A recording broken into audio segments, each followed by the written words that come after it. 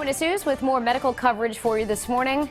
You know, many of us know someone who has battled osteoporosis, and joining us in studio this morning is the local medical expert, Dr. Geetha Gopalakrishnan, with more on National Osteoporosis Month. Well, thank you for having me today. We appreciate you coming in. Let's talk about just the definition of osteoporosis for people that don't know. So osteoporosis is the most common skeletal condition.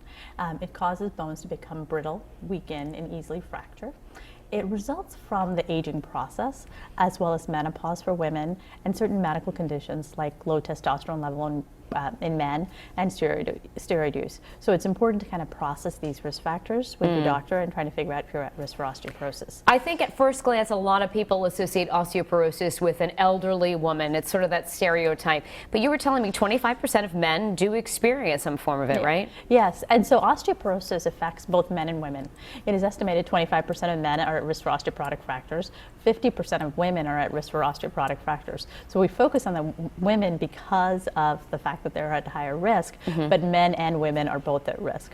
You know, you think about as you begin to age and, you know, you're told to put on your night cream and you're told to do this and you're told to do that to take care of your health, including taking care of your bones. You know, you're told drink milk, eat cheese, et cetera, et cetera. If you haven't been doing those things and you're getting closer to middle age, what should you be doing now to sort of make sure you're okay in the future? Yeah, the current guidelines recommend about 1,000 to 1,200 milligrams of calcium intake per day and about 800 to 1,000 international units of vitamin D.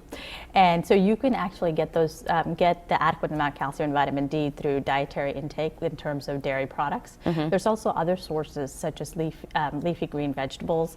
You can get it from fortified orange juice as well as like fatty fish. So if you increase your dietary intake of calcium, that's great. And if you're not getting it through your diet, there's always over-the-counter supplements you can get at your local pharmacy. What are some of the first signs that you may have osteoporosis? Is it a pain or does it have to be a break? That's a really good question. Osteoporosis is actually an asymptomatic disease.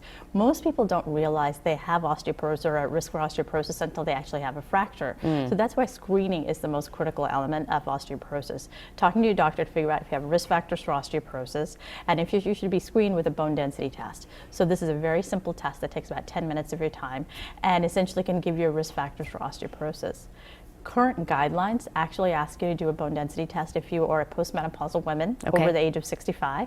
Men over the age of 70 should have a bone density test, and anybody less than that if they're at risk factors for osteoporosis. And that's the critical element of trying to figure out if you're at risk or not. And quickly before we let you go, better treatments are available now if you do have it, right? Yes, once you have been diagnosed with osteoporosis or you've been identified as having high risk for osteoporotic fractures, there are medications that are available right now that can reduce your rate of fractures by 35 to 50%. So it's really important to get screened and to be identified to be at high risk so we can prevent fractures. All right, doctor, very valuable information. We appreciate it so much. And if you would like to see this entire interview, all the information we just head to our website, WPRI.com.